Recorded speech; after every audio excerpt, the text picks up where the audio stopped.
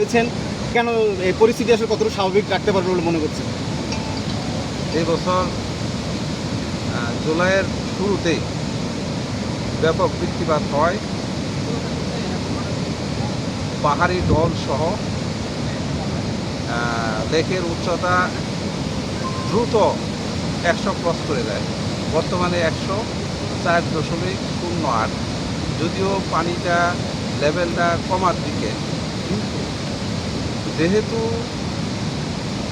বৃষ্টির সিজনের শুরুতেই পানির উচ্চতা ডেন্টাল লেভেলের কাছাকাছি, সেই কারণেই সামনে যাতে আপ স্ট্রিমে যারা বসবাস করছেন এবং ডাউন স্ট্রিমে যারা আছেন কর্ণফুলী নদীর দ্বার পার ঘেঁষে, তারা যেন প্লাবিত না হয়। আর্লিতে আমি স্কুলের কম পরিমাণ পানি গেট খুলে কম পরিমাণ পানি ডিসচার্জ করি, যাতে বেশি গেট অপারেট করতে না হয়। 6 ইঞ্চি খুলে দিচ্ছি, তার মানে আপ স্ট্রিম এবং ডাউন স্ট্রিম এই দুই এলাকার লোকজনই উপকৃত হবে।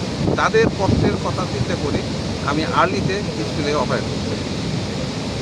ধন্যবাদ স্যার। এটা কি কন্টিনিউ রাখবেন নাকি এটা পানি লেভেল কন্টিনিউয়াস মনিটর করা হবে? যদি পানি কমতে থাকে দ্রুত, তাহলে আমরা বন্ধ করে দেব।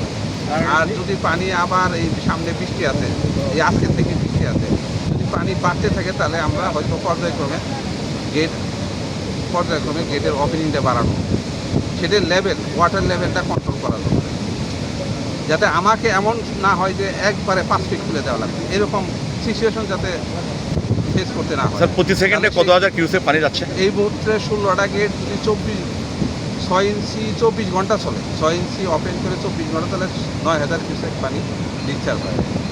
আর এই মুহূর্তে আমার 5টা মেশিন দিয়ে 222 মেগাওয়াট বিদ্যুৎ জেনারেট হচ্ছে এবং 222 মেগাওয়াটের জন্য 32,000 কিউসেক পানি ডিসচার্জ হচ্ছে পাওয়ার হাউস দিয়ে।